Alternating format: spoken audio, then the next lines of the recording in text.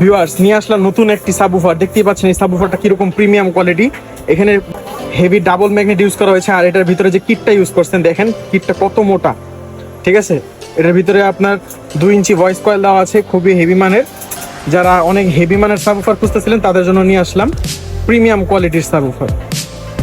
Price খুবই reasonable আর stock সীমিত, তাই যারা নিতে চান দ্রুত আমার সাথে যোগাযোগ করবেন হোয়াটসঅ্যাপ মতে।